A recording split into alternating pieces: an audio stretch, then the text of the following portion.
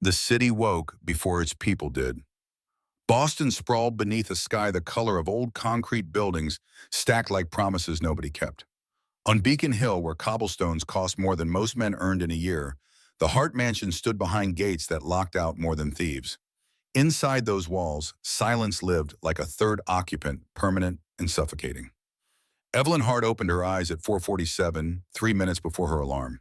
She had trained herself years ago to beat the clock, as if waking first meant winning something. The penthouse bedroom stretched around her in geometric perfection, all glass and steel, and nothing soft enough to hold a memory. Through floor-to-ceiling windows, the harbor spread dark and restless, dotted with lights that pretended to be stars. She didn't move yet. This moment, suspended between sleep and the day's demands, was the only time she let herself feel the weight. Every morning it pressed against her ribs, heavy as the question she never stopped asking. Her daughter existed somewhere in this house, breathing, living, technically fine. But the child who used to sing while braiding invisible hair on her dolls, who invented elaborate stories about clouds, having families who laughed so hard at her father's terrible jokes that milk came out her nose, that girl had vanished 6 years ago on a rain-slicked highway, and no amount of money could bring her back. The alarm buzzed. Evelyn silenced it with a practiced swipe feet, already finding the heated marble floor. The routine consumed her like a machine programmed to function. Shower set to exactly 103 degrees. Towel warmed to match. Skincare regimen timed to 8 minutes, each product applied with the precision of someone who treated her own face like a quarterly report. She dressed in a Tom Ford suit the color of midnight, paired with Louboutins sharp enough to puncture illusions. The mirror reflected a woman who looked like she owned the world. The mirror lied. Before heading downstairs, she paused outside Leia's door. Her hand hovered over the handle, fingers trembling, in a way they never did during board meetings or hostile takeovers. She pressed her ear against the wood, listening for something, anything, the rustle of sheets, the creak of floorboards, the ghost of a voice that might have returned in the night. Only silence answered, thick and final. Beyond that door, Leia Hart slept curled around a stuffed fox with one ear missing and fur matted from 6 years of desperate clutching. The animal had been a gift from her father the morning of the accident, purchased from a street vendor, because he'd forgotten their anniversary and needed something, anything, to make his daughter laugh during the awkward drive to wherever he planned to take them. The fox had survived the crash. Everything else had died. Evelyn pulled away from the door, forcing air into lungs that forgot how to work properly around her daughter. She descended the curved staircase that architects had called a masterpiece, that interior designers photographed for magazines, that felt to her like walking down into a beautiful grave. The kitchen waited below all Italian marble and appliances that cost more than cars operated by a housekeeper who knew better than to make eye contact before 7. The French press sat ready, beans ground to her specifications. Evelyn poured coffee dark as accusations into a cup that could have fed a family for a week if she'd sold it. The liquid burned her tongue. She welcomed the pain. Physical sensations were easier than the other kind. Her phone glowed with notifications. Markets opening in London. A potential acquisition in Singapore that would net $17 million if she played it correctly. 3 messages from her executive assistant about a shareholder meeting that afternoon. 1 email from Dr. Brennan Leia's latest therapist, subject line reading, monthly progress report, though they both knew progress was a generous word for the nothing that kept happening. She opened it anyway. The document loaded with clinical detachment, full of terms like persistent selective mutism and trauma-related speech inhibition and continued non-responsive to conventional therapeutic approaches. Translation: her daughter still wouldn't speak, and medicine had no idea why. Or rather, they knew exactly why. They just couldn't fix it. The report recommended continued sessions. Evelyn had paid for 47 therapists over 6 years. Speech specialists, child psychologists, trauma experts, flown in from Switzerland and Tel Aviv and Singapore. One woman had charged $8,000 to sit in silence with Leia for an hour, calling it presence-based healing. Another had suggested equine therapy, as if horses understood grief better than humans. A man from UCLA had brought equipment that measured brainwaves, producing graphs that proved her daughter's mind worked perfectly fine. The silence was a choice, conscious or not, to remain locked behind walls no one could scale. Evelyn deleted the email. The phone immediately buzzed with another, then another. The world never stopped demanding her attention, her decisions, her money, her time.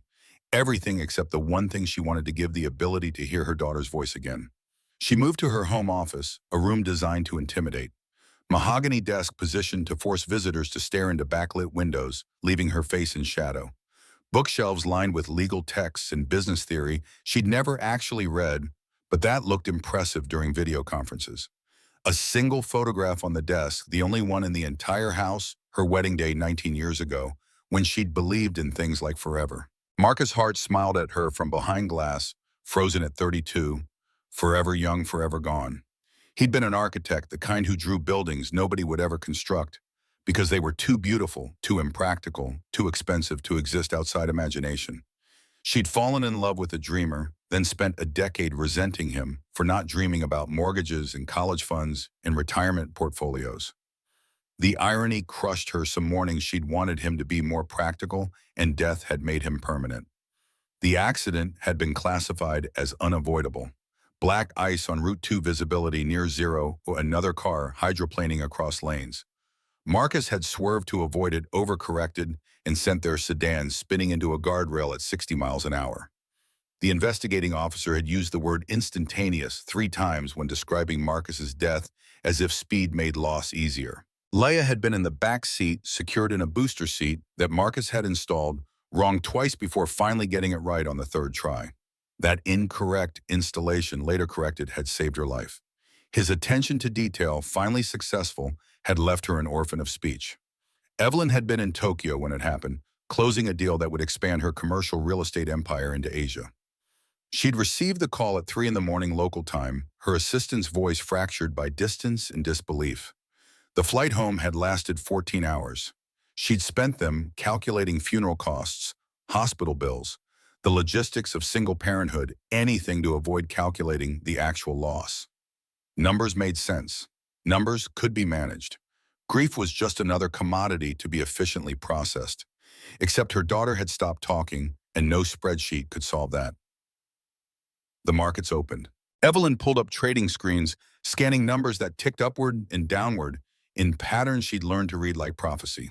Her portfolio had grown by $300,000 since midnight. Another 2 hours and she could net enough to fund a small school district. The money kept coming because she understood something most people didn't. The world ran on fear and want, and if you controlled both, you controlled everything. Everything except a 6-year-old who communicated through drawings and silence. Across the city, beyond the glass towers and gentrified neighborhoods, beyond the streets, where money made rules and people made exceptions, a different morning unfolded. Westboro Street woke up to car alarms and shouting, and the smell of burned coffee filtering through thin walls. The buildings here leaned into each other like exhausted prize fighters, brick facades cracked by decades of winters that cared nothing for property values. 3rd floor apartment 3B. Caleb Turner's alarm didn't go off because it had died 2 weeks ago, and he hadn't bothered replacing it. His body knew the time anyway, trained by years of 5 a.m. shifts to wake before the city demanded it. He opened his eyes to a ceiling marked by water stains that looked like continents, islands of damage from some tenant's problem, 3 floors up, that the landlord had never fixed. The bedroom barely fit his mattress, and a dresser held together by hope in wood glue. Noah's room next door was even smaller, but Caleb had given his son the one with the window, the one where morning light made things seem possible. He lay still for 30 seconds, allowing himself that much rest before the day consumed him. These moments before responsibility arrived were his meditation, his prayer, his way of remembering who he'd been before life reshaped him into someone unrecognizable. In this half-sleep, he could almost hear Rachel's breathing beside him, feel her hand finding his across sheets they'd bought from a discount store, her voice murmuring something about coffee and dreams and how lucky they were to have each other. Then he woke fully, and she was gone again. The apartment held the particular cold that came from radiators owned by landlords who considered heat optional. Caleb pulled on layers, undershirt, thermal flannel hoodie, until he looked bulky enough to fight the November morning. His reflection in the bathroom mirror showed a man of 38 who looked 50 on bad days, 42 on good ones. Beard flecked with gray he hadn't earned. Eyes that had seen too much loss to pretend surprise at anything. Hands scarred from years of lifting trash bags and machinery and the heavy weight of giving up dreams. He'd been beautiful once or so, Rachel used to say. Lean and intense at all sharp angles and Music, the kind of man who could make a guitar confess secrets. Berkeley had accepted him on scholarship, saw something in his audition that suggested greatness, or at least competence. For 4 years, he'd believed he could make it. That talent and work ethic could overcome the accident of being born poor. Then reality had arrived in the form of student loans, a pregnant girlfriend, and the understanding that music was a luxury reserved for people with safety nets. He'd quit school senior year, married Rachel in a courthouse that smelled like floor wax, and disappointment taken a job loading trucks because it paid by the hour and didn't ask questions. Noah had arrived 7 months later, tiny and furious and perfect. For 3 years, they'd been happy, the kind of happiness that didn't require money, that lived in cheap apartments and homemade meals, and Rachel singing off-key while folding laundry. Then the cough started. Rachel had ignored it for months, insisting it was nothing, just a cold that wouldn't quit, stress from working double shifts at the diner while Caleb pulled night routes.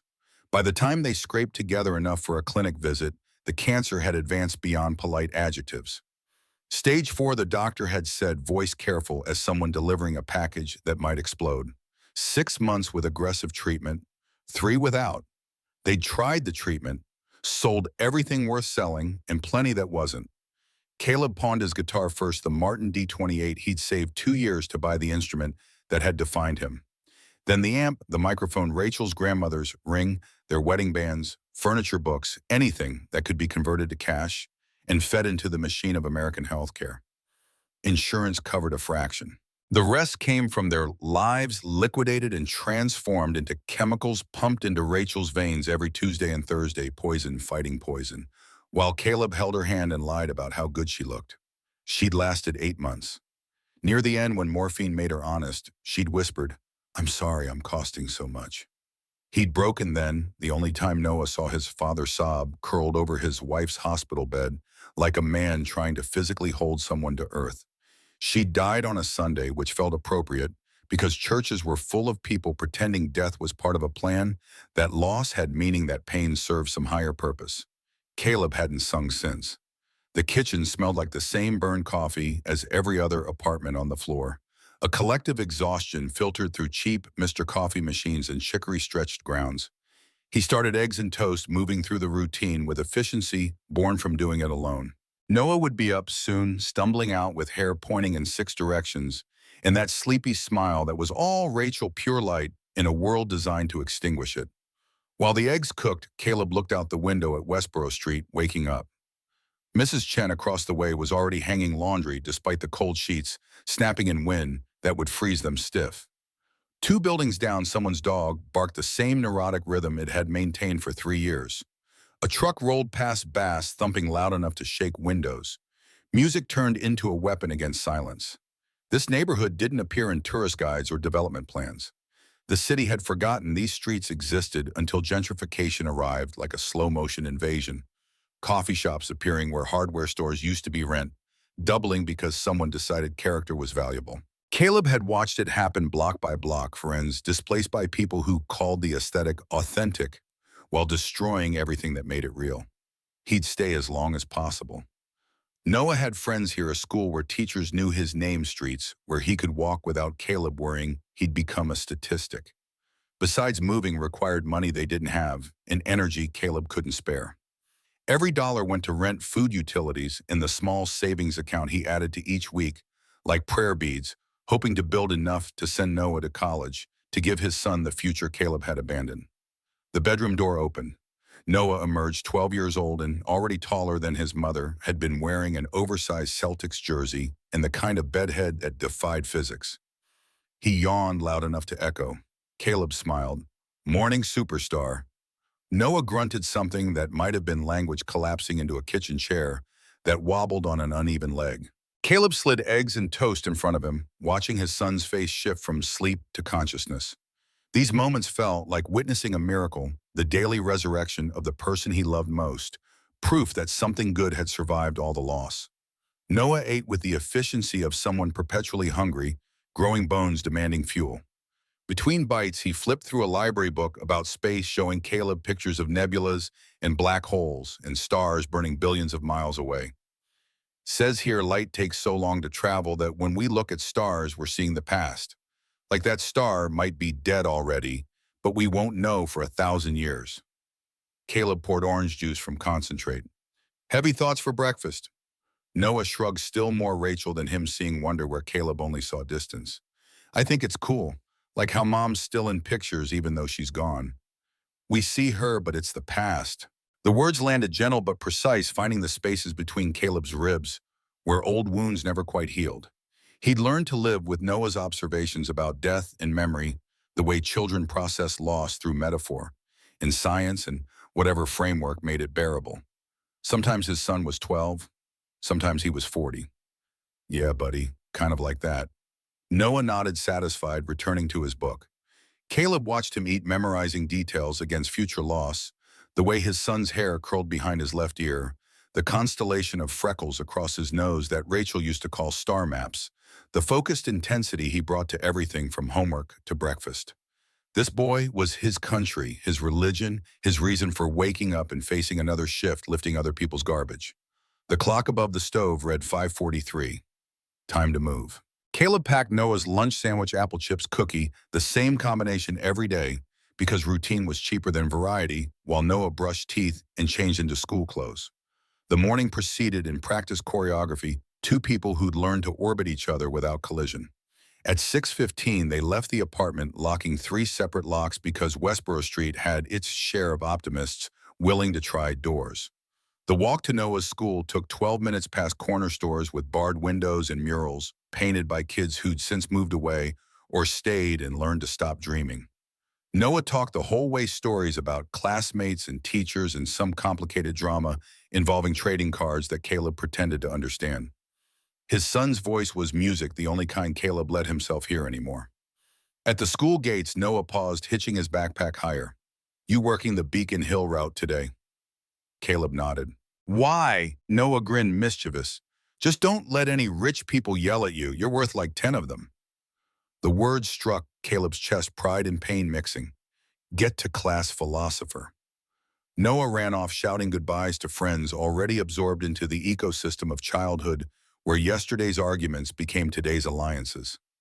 Caleb watched until his son disappeared into the building, then turned toward the sanitation depot 3 miles away, walking because bus fare added up and his legs still worked.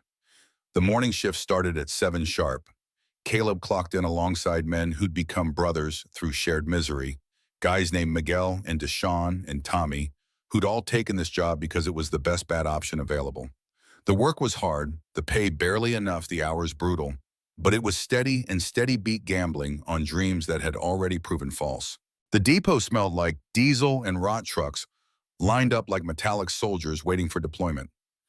Caleb's crew got assigned the northern routes, which meant Beacon Hill, which meant money. Neighborhoods like that generated trash that felt like insult, barely used furniture, electronics still in boxes, clothing with tags attached, waste produced by people who'd never learned the difference between want and need. His partner for the day was Miguel, a stocky man of 50 who'd worked sanitation for 30 years and had the back pain to prove it. They climbed into their truck, a beast of machinery that roared to life like something angry. Miguel pulled out, navigating streets that transitioned from neglected to maintained as they moved upward through the city's invisible caste system. Trash collection was democracy in action. Everyone generated garbage, rich and poor, but the difference showed in details. Poor neighborhoods used whatever bags they could find, sometimes just loose trash tied with string.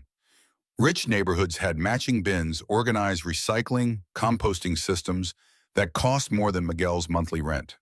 They worked their route with efficient silence, the rhythm established over years of repetition. Grab the bin, dump it, move on. Each house a small monument to wealth, driveways that could fit 3 cars, lawns maintained by landscapers who earned more than teachers. Caleb had stopped resenting it years ago. Resentment required energy he didn't have. The Hart Mansion appeared around 10:30, a structure that dominated its block like a monument to architectural ambition. 3 stories of Georgian colonial design, brick the color of old blood, windows that reflected sky so perfectly they looked like portals to cleaner worlds.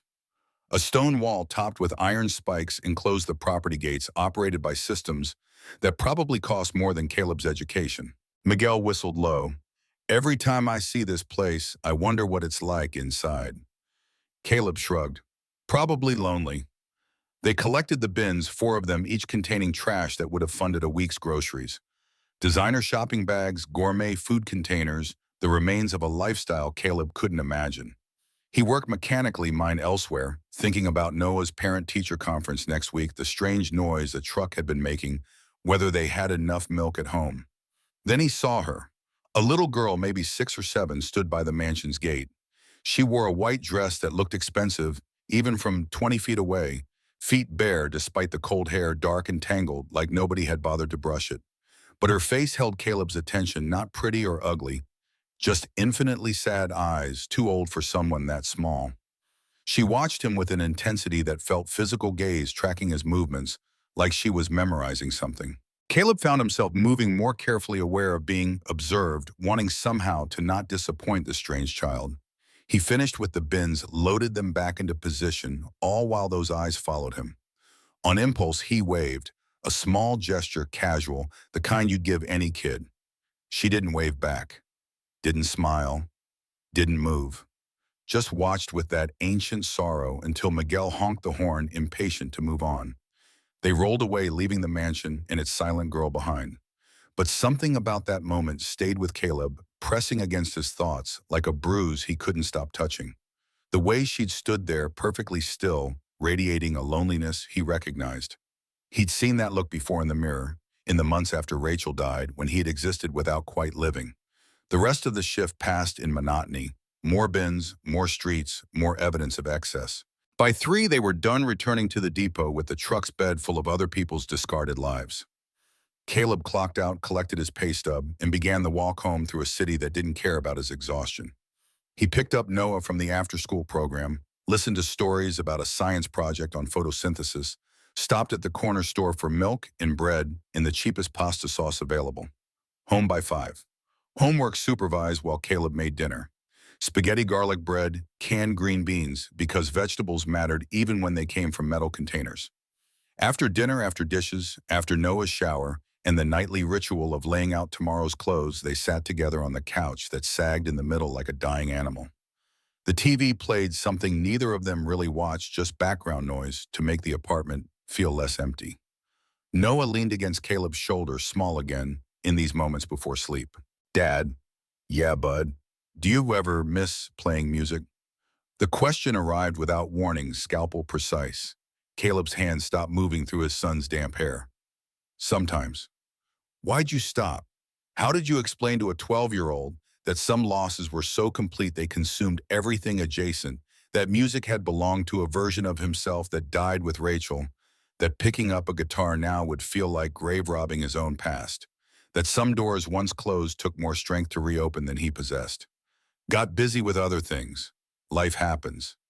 Noah shifted, looking up with eyes too knowing. Mom would have wanted you to keep playing. She used to tell me you were the best guitarist she ever heard. Rachel's voice echoed across years, her laugh when Caleb played something experimental, her way of swaying to melodies, even when there was no rhythm, how she'd called music his superpower, like he was some kind of hero. She'd believed in him with a faith that made him believe too, until belief proved insufficient against hospital bills and mortality. Your mom was biased. Noah smiled. Yeah, but she was also right about stuff. They sat in comfortable silence, the TV's glow painting them in blue-gray light. Eventually, Noah's breathing deepened, slipping into sleep against Caleb's side. Caleb didn't move, didn't want to break the spell of this moment where his son felt small enough to protect where the future seemed manageable. Outside, sirens wailed. Someone shouted in Spanish. A bottle shattered. The city's nightly symphony, familiar as breathing. Caleb closed his eyes, holding his sleeping son, thinking about a little girl in a white dress who watched strangers with eyes that had forgotten how to hope. He couldn't have known then how their lives would intersect, how a moment of recognition would become the hinge on which everything turned. Couldn't have predicted that the smallest gesture, a wave, a smile, a quiet acknowledgement of shared loneliness, would unravel 2 carefully constructed worlds and rebuild them into something neither could have imagined. But fate was already working patient and inevitable drawing lines between people who thought they lived in separate universes. The next morning arrived with rain that turned the city gray and cold. Evelyn stood in her office watching water streak the windows, distorting the harbor into abstract patterns. She'd been awake since 3, unable to sleep, haunted by dreams of Marcus and car crashes, and her daughter's voice calling for help in a language she couldn't understand. The house felt heavier today, oppressive with silence. Laya had refused breakfast again, standing by her bedroom window, instead staring out at nothing. The housekeeper, Chen, no relation to the woman across from Caleb's apartment, had reported this with the careful neutrality of someone who'd learned not to offer opinions about her employer's family dysfunction. Evelyn had tried to talk to Leia sitting on the edge of her daughter's bed, while the girl ignored her focus fixed on something outside. The routine had become unbearable, Evelyn speaking into the void, asking questions that went unanswered, trying to decode her daughter's thoughts through posture and size and the occasional drawing that might have been meaningful or might have been random. This morning, Leia had drawn something new. Evelyn discovered it on the small table by the window, a stick figure in orange standing next to a large rectangle with wheels. The drawing was crude, childish, but something about it caught Evelyn's attention. The orange figure was smiling, a simple curve that Leia rarely drew. Most of her pictures featured blank faces or no faces at all, figures that existed without expression. Evelyn photographed the drawing with her phone, studying it during her morning meeting with department heads. While executives discussed quarterly projections and market volatility, she zoomed in on those scribbled lines, trying to understand what had inspired her daughter to draw happiness. The meeting ended without resolution, everyone agreeing to table decisions until next week, which meant nothing would happen and time would be wasted until the next meeting that also decided nothing. Evelyn dismissed them with a gesture, alone again in her office that felt more like a mausoleum than a workspace. Her phone buzzed. A text from Dr. Brennan requesting a callback. Evelyn deleted it. She was done with experts who diagnosed without curing, who took her money, and provided reports full of jargon that translated to, "We don't know." Instead, she opened her laptop and pulled up the security footage from yesterday morning. The system recorded everything: driveway gates, backyard, every angle of the property monitored and stored for 90 days before being overwritten. She'd installed it after the accident, paranoid about protecting what remained of her family, though she'd never articulated what threat she was defending against. She scrolled to 7:42 a.m., the time Mrs. Chen had mentioned the incident.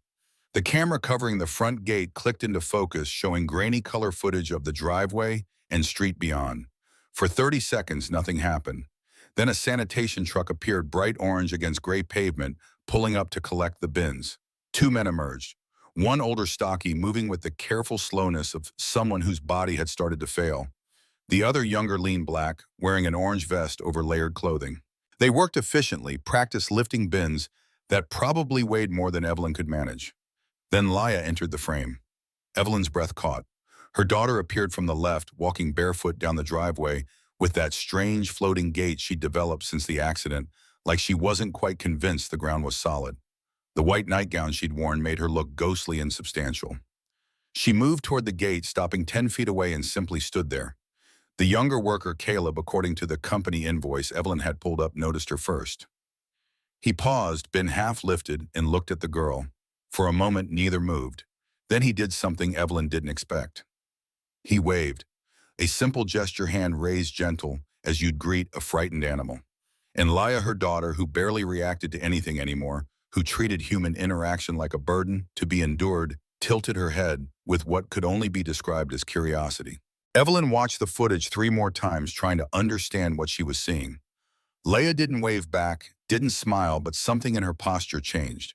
A softening, lean forward, an attention that Evelyn hadn't seen her daughter direct at another person in years. The moment lasted maybe 15 seconds before the truck's horn sounded and the men moved on, but those 15 seconds played in Evelyn's mind like a film she couldn't stop analyzing. She pulled up the invoice again. Caleb Turner, employee ID 4782, 5 years with the company, clean record, no complaints. The address listed placed him in Westboro, which Evelyn knew only as a neighborhood where property values went to die. She ran his name through databases she probably wasn't supposed to access, calling in favors from attorneys and investigators who owed her. The report arrived within an hour. Caleb Turner, 38, widowed, 1 dependent son. Former music student at UC Berkeley, dropped out senior year. No criminal record. No debt beyond medical bills from his late wife's treatment. Currently employed full-time with municipal sanitation, supplementing with occasional handyman work. The report was remarkably boring, the life of someone who'd stopped trying to be exceptional and settled for surviving. Evelyn stared at his photo pulled from an old student ID someone had digitized. He looked younger in it intense, all sharp angles and ambition. The contrast between that image and the tired man in her security footage felt like evidence of something, though she wasn't sure what. Her phone rang. The office line, which meant business. She answered with her professional voice, the one that could freeze negotiations or charm board members depending on need. The conversation lasted 12 minutes, centered around a commercial development in Providence that was hemorrhaging money due to contractor delays. Evelyn made decisions, rapid-fire threatening legal action here, offering financial incentives there, restructuring timelines until the project looked salvageable. She hung up, having saved $3 million and countless jobs, another problem solved through the application of will and capital. But her mind stayed on the security footage, on her daughter's tilted head, on the way a stranger's simple wave had earned more response than Evelyn's 6 years of desperate effort. Jealousy arrived first, hot and shameful, then anger at herself for feeling jealous, then a kind of desperate hope that made her hands shake. If this man, this garbage collector, had somehow reached Laya even momentarily, maybe he could do it again. Maybe he held some key Evelyn didn't possess, some quality or knowledge or simple human decency that could unlock her daughter's silence. The thought felt insane. Hiring a sanitation worker to interact with her daughter, bringing a stranger into their home based on one wave captured on security footage, it violated every boundary of logic and propriety. Her lawyers would have panic attacks. Her social circle would whisper about mental breakdown. Even she recognized the idea as desperate, possibly dangerous, certainly unprecedented. But Laya had tilted her head, had shown interest, had drawn that stick figure in orange with a smile. Evelyn sat with the thought for an hour, turning it over like a stone that might contain diamonds, or just more stone. Her entire life had been built on calculated risks, on seeing opportunities others missed, on trusting her instincts even when data suggested otherwise. This felt different, not a business decision, but a mother's gamble, the kind where failure wouldn't mean lost money, but lost hope. She made a call to the sanitation department, speaking with a supervisor who sounded confused but compliant, when Evelyn requested that the same crew return to her address the following day for a special pickup of renovation materials. Yes, specifically crew 4782 and his partner. Yes, she understood it wasn't standard protocol. Yes, she would pay additional fees to make it happen. Money made things possible. Money made things happen. The supervisor agreed after Evelyn offered to donate new trucks to the department's fleet. The call ended with promises that Caleb Turner and his partner, Miguel Rodriguez, would arrive at the Hart residence at 8 a.m. sharp. Evelyn sat back, pulse racing, unsure if she'd just made a brilliant move or revealed herself as unhinged.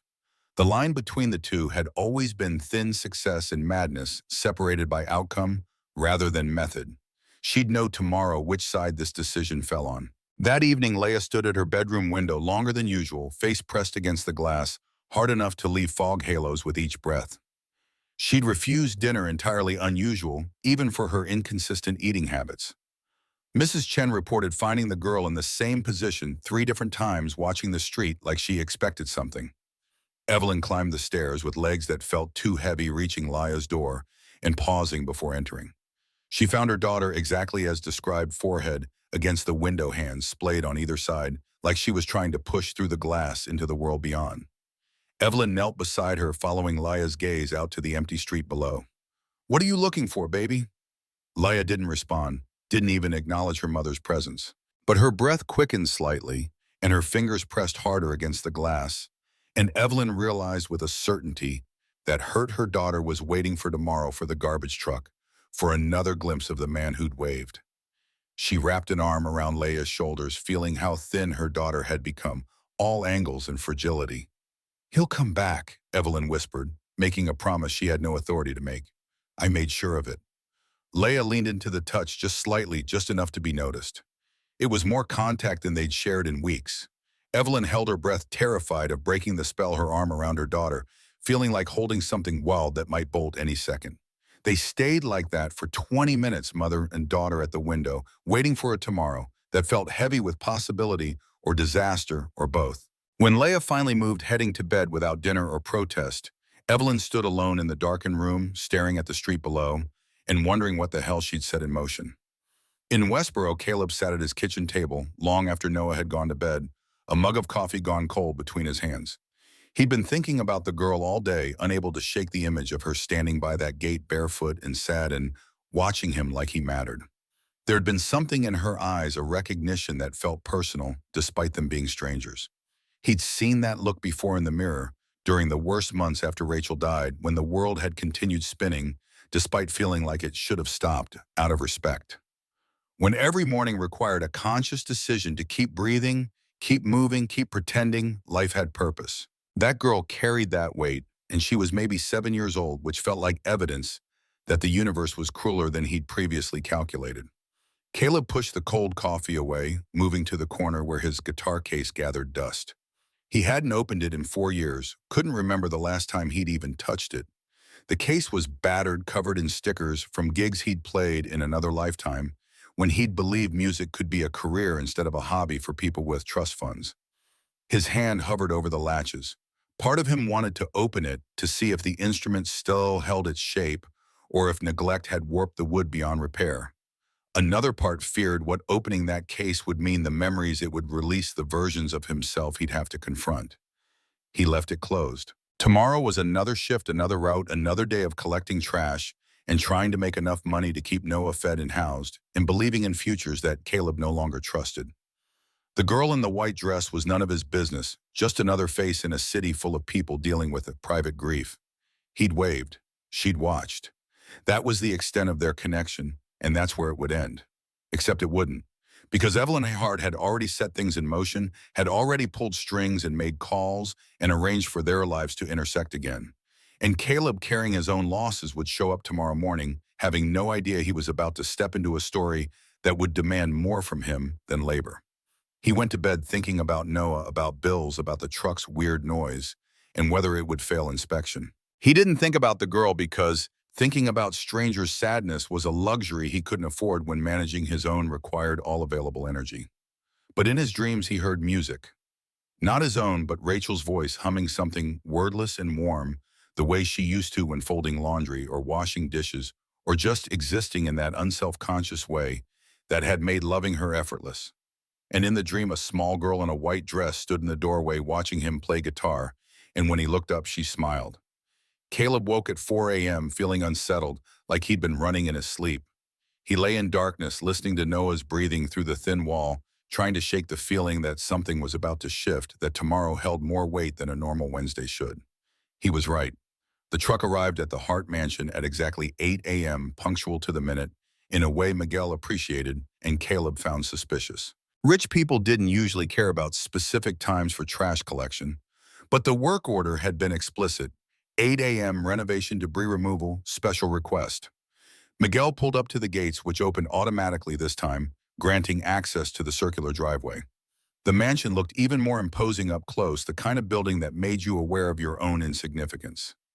Caleb climbed out, scanning for the debris they were supposed to collect, finding nothing. Then the front door opened. A woman emerged, tall and elegant, in a way that money couldn't buy, but certainly enhanced. She wore a charcoal suit that probably cost more than Caleb's monthly rent, heels that clicked against stone like a judge's gavel. Her hair was pulled back, severe face composed into an expression of controlled neutrality. But her eyes gave her away, exhausted, desperate, trying hard to mask both. She walked toward them with purpose, and Caleb realized this was it, whatever it was. This woman hadn't called them here for renovation debris.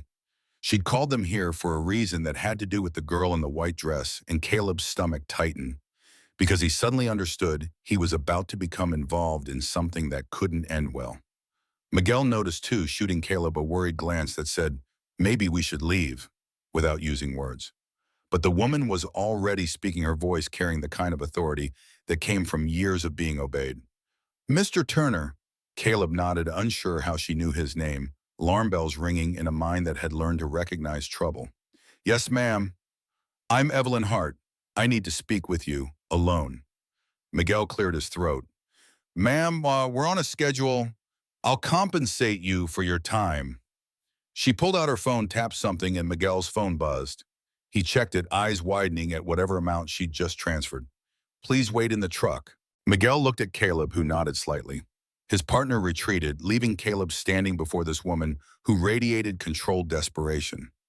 Up close, he could see the foundation that couldn't quite hide exhaustion, the faint tremor in her hands she kept trying to still. Evelyn studied him with an intensity that felt invasive. "You waved at my daughter yesterday." Caleb's mind raced, trying to remember if waving was illegal, if he'd somehow violated some law about interacting with rich people's children. "I, yes, I didn't mean—" She smiled. The words stopped him. Evelyn's voice had cracked slightly on smiled, betraying an emotion she clearly worked hard to contain. "She hasn't smiled at anyone in 6 years. Not at me, not at her therapists, not at anyone. But yesterday, after you waved, my housekeeper found her smiling. And this morning, she drew a picture of you." Caleb's heart started beating faster, sensing he was stepping into something dangerous, something that would demand more than he had to give. "Ma'am, I just waved. I didn't. My daughter hasn't spoken since her father died." Evelyn's voice was steady now, clinical, reciting facts that probably destroyed her every time she said them aloud. "Selective mutism, they call it. Trauma-induced. I've hired every specialist, tried every therapy, spent millions trying to help her. Nothing works. She exists in silence, and I've accepted that's where she'll stay." She paused, and when she continued, her voice carried a vulnerability that seemed to cost her everything. "But she responded to you, to a simple wave from a stranger.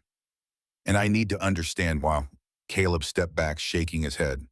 "I'm not a therapist, ma'am. I don't know anything about kids or trauma or—" "I'm not asking you to fix her."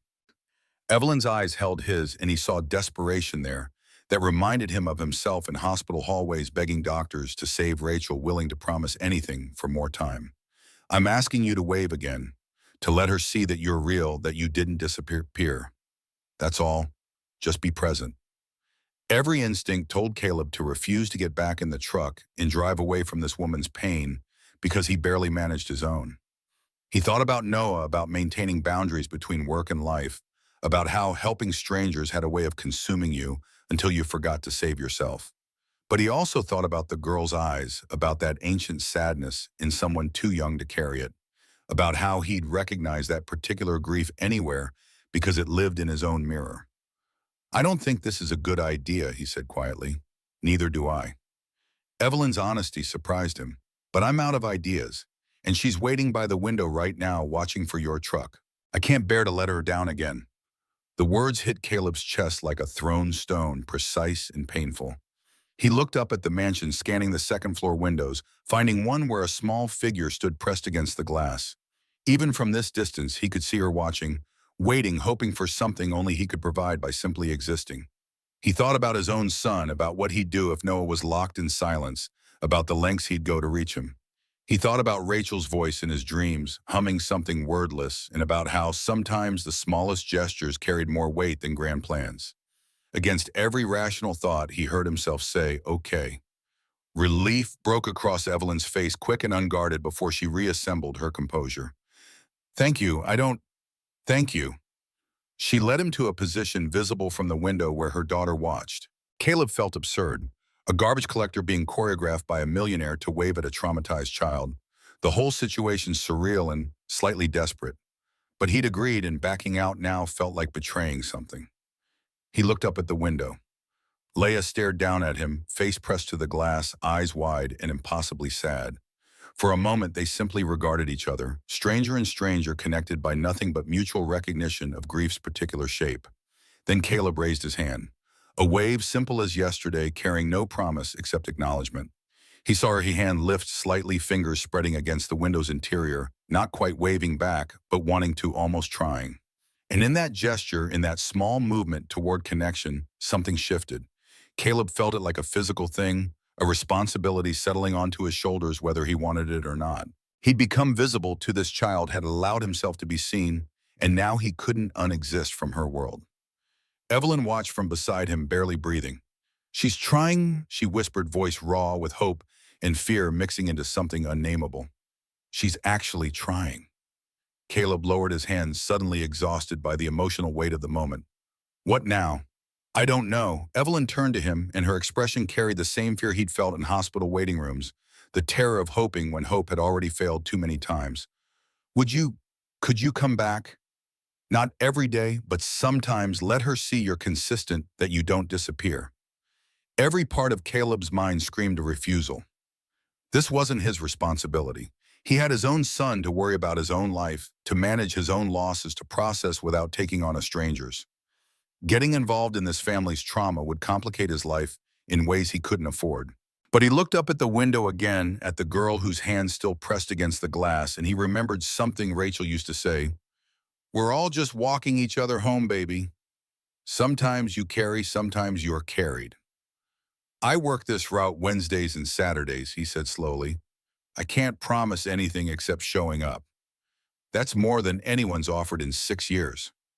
They stood in awkward silence, both aware they'd just entered an agreement neither fully understood. Evelyn's phone buzzed insistently, the outside world demanding her attention. She glanced at it, then back at Caleb. "I need to pay you for your time. You already paid Miguel enough for both of us. That's not, I mean, for coming back. For being consistent. Let me compensate you properly." Caleb's pride flared hot and immediate. He wasn't a service to be purchased, wasn't someone whose presence could be bought, like hiring a tutor or landscaper. But looking at Evelyn's face, he realized she wasn't trying to insult him. She simply spoke the only language she knew, one where money solved problems and everything had a price. "I don't want your money for waving at your daughter," he said firmly. "If I come back, it's because I choose to, not because I'm being paid." Something flickered in Evelyn's expression: surprise, maybe respect, possibly relief that someone existed who couldn't be bought. "Okay, thank you." Caleb nodded, returning to the truck where Miguel waited with questions in his eyes. As they pulled away, Caleb glanced back at the mansion, seeing the small figure still at the window, watching them leave. He raised his hand one more time, a brief wave that probably meant nothing and might mean everything. The rest of the shift passed in Miguel's speculations about what had happened, which Caleb deflected with non-committal grunts. He couldn't explain it because he didn't understand it himself, why he'd agreed to return, why this girl's silence had reached through his own carefully constructed walls. By the time they returned to the depot, Caleb had convinced himself he'd made a mistake, that Wednesday would come, and he'd call in sick, that getting involved in a rich woman's family problems was a disaster waiting to manifest. He clocked out, collected his pay, and walked home through streets that didn't care about anyone's good intentions. Noah was already home doing homework at the kitchen table, pencil tucked behind one ear in imitation of Caleb's habit. He looked up as his father entered, grinning that smile that made everything worthwhile. "How was work?" Caleb dropped his keys in the bowl by the door, considering how to answer. "Weird," he finally said. "Really weird." Noah's grin widened. "Good weird or bad weird?" "Not sure yet." They made dinner together, Noah talking about his day while Caleb chopped vegetables with more aggression than necessary, working through feelings he didn't want to name. After they ate, after homework was finished, and the apartment had settled into evening quiet, Caleb found himself standing in front of his guitar case again. This time he opened it. The instrument lay in its velvet cradle wood, still glossy despite years of neglect. He'd bought it used from a shop in Oakland, had played it at every gig that mattered, had written songs on it that Rachel claimed were beautiful even when they weren't. Picking it up felt like holding history, like touching a version of himself that had died without being buried. He carried it to the couch, settled the weight against his body, and positioned his fingers on strings that felt foreign and familiar simultaneously. For several minutes, he just sat there, relearning the feeling, remembering muscle memory his hands hadn't forgotten, even if his heart had. Then he played a single chord. D major, simple and clean, the first chord every guitarist learned. The sound filled the apartment, rich and resonant, and Noah appeared in his doorway, instantly eyes wide. Caleb played another chord, then another. Not a song, just sounds, testing whether music still existed in his hands or if grief had taken that too. The notes came slowly, rusty, but they came. His fingers remembered the patterns, even as his mind struggled to remember why this had once mattered enough to build a life around. Noah crept closer, settling on the floor beside the couch, watching his father with an expression that mixed wonder and hope, and something like relief. "You sound good, Dad." Caleb's hand stopped. "Rusty. Still good." They sat in silence for a moment, the apartment holding the echo of those few chords like capturing lightning in a jar. Then Noah asked, quiet and careful, "Why now? Why'd you decide to play again?" Caleb thought about the girl in the window, about her hand against the glass, about Evelyn's desperation, and his own inability to walk away from someone else's pain, even when drowning in his own. He thought about Rachel's voice in his dreams, and her belief that music wasn't something you did, but something you were. "Sometimes you forget what you're capable of," he said slowly, "until something reminds you." Noah nodded like he understood, and maybe he did, 12 years old, and already wise in ways that came from loss. They stayed there, father and son, the guitar resting silent again on Caleb's lap, both of them aware that something had shifted, but unsure what it meant. Wednesday arrived with frost coating the windows and wind that cut through layers. Caleb woke with his stomach in knots, still undecided about whether to show up at the Hart Mansion. All morning he moved through routine with half his mind elsewhere, dropping Noah at school with distracted goodbyes, arriving at the depot with questions he couldn't voice. Miguel noticed immediately. "You okay, man?" "Yeah, just tired." They loaded the truck, received their out assignment, and headed toward Beacon Hill. As they drove, Caleb felt his pulse accelerate, palms sweating despite the cold. He'd spent 2 days telling himself he wouldn't go through with this, that he'd call in sick or ask for a different route, that Evelyn Hart's problems weren't his to solve. But he hadn't called in sick, hadn't asked for reassignment. And as they turned onto her street, he realized with a mixture of dread and resignation that he was going to show up because he'd said he would, and keeping promises was one of the few things he still controlled. The gates were open again. Evelyn stood in the driveway, but this time she wasn't alone. The girl Leia stood beside her, wearing a pink coat over jeans, still barefoot despite the temperature. They'd positioned themselves where the windows couldn't see, and Caleb understood Evelyn was bringing her daughter to him, closing the distance because hope had made her brave or desperate or both. Miguel pulled to a stop, confusion clear on his face. "What?" "Just give me a minute," Caleb said, climbing out before he could change his mind.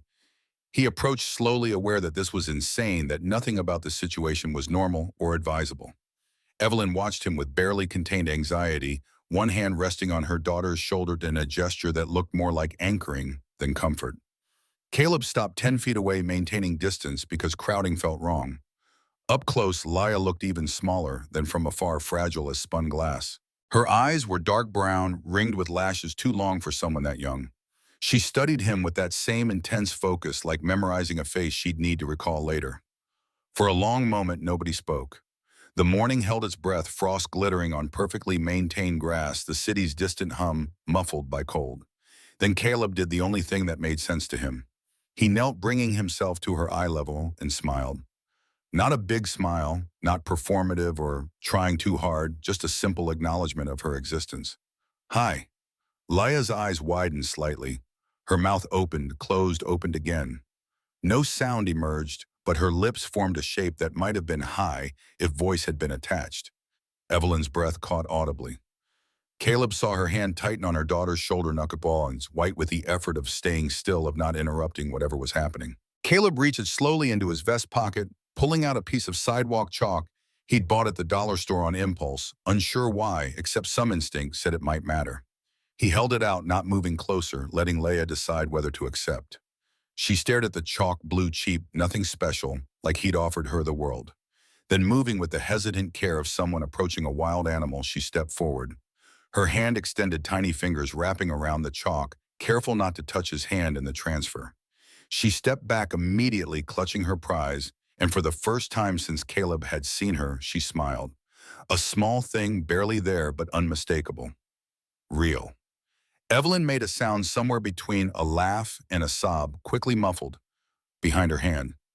Caleb stood, suddenly aware he'd just witnessed something profound, a crack in the silence that had held this child prisoner for 6 years. Laya knelt on the driveway, began drawing on the cold stone. Her movements were quick, practiced. Someone comfortable with this particular form of expression. She drew a circle, then lines radiating outward, then another circle inside the first. When she finished, she looked up at Caleb, waiting. He studied the drawing, trying to decode its meaning. A sun, a target, an abstract representation of something he didn't understand. Then he saw it, not a sun, but a sound waves emanating from a central point, music made visible through chalk and concrete.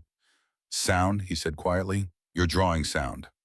Leia's smile widened just slightly, confirmation that he'd understood correctly. She added more waves, layers upon layers, the driveway becoming a canvas of vibration and resonance. Then she wrote something beside the drawing, letters careful and precise. Music. Caleb's throat tightened. He glanced at Evelyn, who'd covered her mouth with both hands, now tears streaming freely down her face in a way that suggested she'd stopped trying to maintain composure. He looked back at Leia, at this small girl who couldn't speak but could draw sound, and felt something crack in his own carefully maintained armor. Yeah, he whispered. Music. He knelt again, not thinking about the cold, or his knees, or Miguel waiting in the truck. Using his finger, he drew beside her waves, adding his own lines that intersected with hers, creating patterns neither could make alone. Leia watched fascinated, then added more, their combined drawing growing into something complex and beautiful and wordless. They drew together for 5 minutes that felt both instant and eternal. When they finished, the driveway held an abstract mural of sound and silence, waves and stillness, two people's attempt to communicate in a language beyond words. Caleb stood, knees protesting, aware that he'd crossed some invisible line he couldn't uncross. He'd become part of this girl's world, had entered her silence and found it wasn't empty, but full of music nobody else could hear. Evelyn approached him, voice wrecked, but trying for composure. I don't know how to thank you. Don't. Caleb's voice came out rougher than intended. I didn't do anything. You saw her. Evelyn's words carried weight beyond their simple meaning. You actually saw her. The truth of that statement hung between them, heavy with implications Caleb didn't want to examine. He'd seen Leia not as a problem to fix or a case to study, but as a person complete and whole despite her silence. He'd met her in the space she inhabited instead of trying to drag her into his. And somehow, impossibly, that had been enough to make her smile. Miguel honked the horn, subtle but insistent. Time to move. Caleb nodded to Evelyn, then crouched one more time to meet Leia's eyes. I'll see you Saturday. He promised, the words escaping before he could stop them, binding him to future visits he wasn't sure he wanted. Leia nodded, clutching her blue chalk like a talisman. And as Caleb returned to the truck, as Miguel pulled away with questions Caleb had no answers for, he looked in the side mirror and saw the girl standing in the driveway, surrounded by their chalk drawing of sound, waving. Actually waving. Her small hand lifted in the same gesture he'd shown her, a mirror of connection, and Caleb's chest tightened with an emotion he couldn't name. He'd come here expecting to wave and leave, to fulfill an obligation and move on. Instead, he'd found something he'd thought died with Rachel, the ability to reach someone through silence, to communicate in the space between words. The rest of Wednesday passed in a blur of routine, but Caleb's mind stayed on that driveway, on waves drawn in chalk, on a smile that had cost a little girl everything to produce. He picked up Noah and made dinner and helped with homework, moving through familiar rhythms while mentally existing somewhere else. That night, after Noah had gone to bed, Caleb pulled out his guitar again. This time he played more than chords. A melody emerged, slow and uncertain, something that had been sleeping in his fingers, waiting to wake. It wasn't pretty or polished, but it was real, a sound that filled his apartment's small kitchen with proof that music still lived in his hands. He played until his fingers hurt, played until the neighbors knocked on the wall, played until he felt something loosen in his chest that had been tight for 4 years. And when he finally stopped, when silence reclaimed the apartment, he didn't feel empty. He felt like someone who'd remembered a language he'd thought he'd forgotten. At the Hart Mansion, Evelyn stood in her office staring at security footage of her driveway. She'd watched the recording 6 times, rewinding to the moment her daughter smiled, to the way Leia had reached for that cheap piece of chalk, like receiving a gift beyond price. She'd captured screenshots of their drawing of the waves and lines and the word music written in careful letters. Her phone buzzed with business requiring attention, a merger falling apart, a lawsuit threatening to expose financial irregularities in a subsidiary company, 14 emails flagged urgent. She ignored all of it, focused entirely on grainy footage of a garbage collector kneeling on her driveway and giving her daughter something therapy couldn't.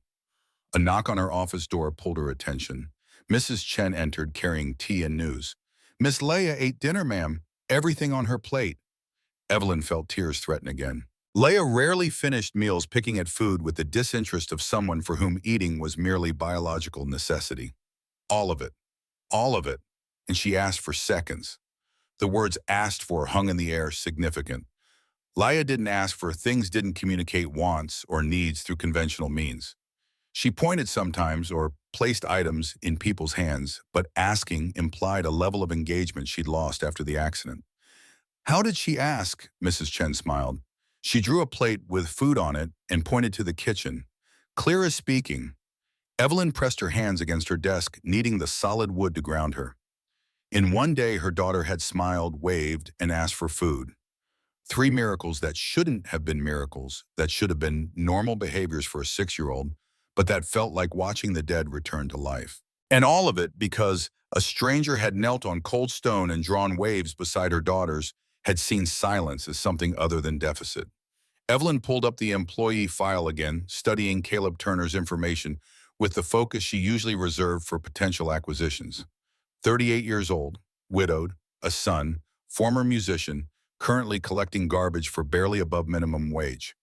The facts painted a picture of someone who'd given up dreams for survival, who'd learned to settle, who carried his own losses like stones in his pockets.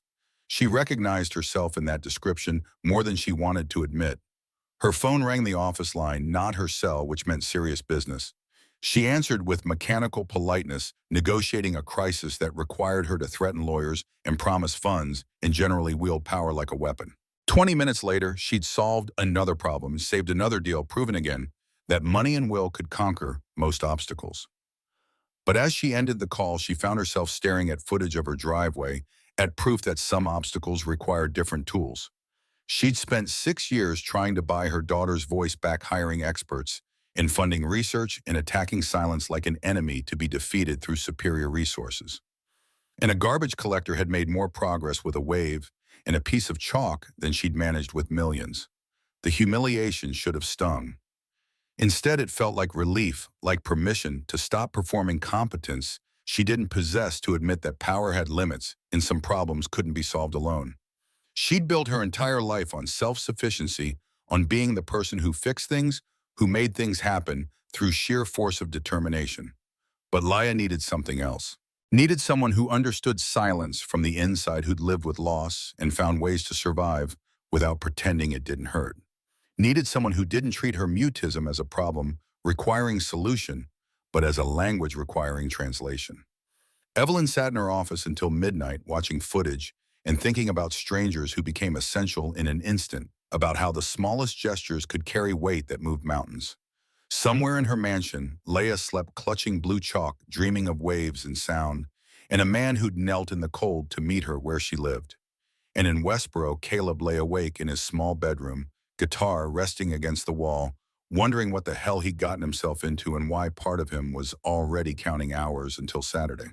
Neither of them knew yet how this story would unfold, how connection would complicate and heal in equal measure, how two broken people would accidentally help each other remember what it meant to be whole. They couldn't see the future approaching, the conflicts and revelations and small miracles that waited around corners. Neither had turned yet. But they'd taken the first step, had acknowledged each other across the chasm of their separate griefs, and sometimes that acknowledgement was enough to build bridges neither believed possible. Saturday would come, then Wednesday again, then more days accumulating, like evidence proving that silence could speak if someone listened carefully enough, that healing sometimes required nothing more complicated than presence, that the cure for isolation was simply being seen. The city slept around them, unaware that something had shifted in two of its houses, that trajectories had begun bending toward each other in ways that would change everything. Above Beacon Hill and Westboro alike, stars burned cold and distant light, taking years to reach Earth, showing only the past to anyone who looked up. But on a driveway in Boston, chalk waves dried on stone, a drawing of sound that two people had made together, proving that some conversations happened without words, that connection could occur in the space between silence and speech. The chalk would fade in rain. The memory wouldn't. The press conference happened on a Thursday afternoon when rain turned Boston's streets into mirrors. Evelyn stood before cameras in her office's main conference room, wearing the armor of a Navy suit, and practiced composure, delivering words her publicist had tried desperately to soften. Hart Industries is launching a community partnership initiative focused on unconventional support systems for children with trauma-related communication disorders. We believe healing comes from unexpected places, and we're committed to exploring approaches beyond traditional therapeutic models. The questions came immediately at reporters sensing blood beneath corporate language.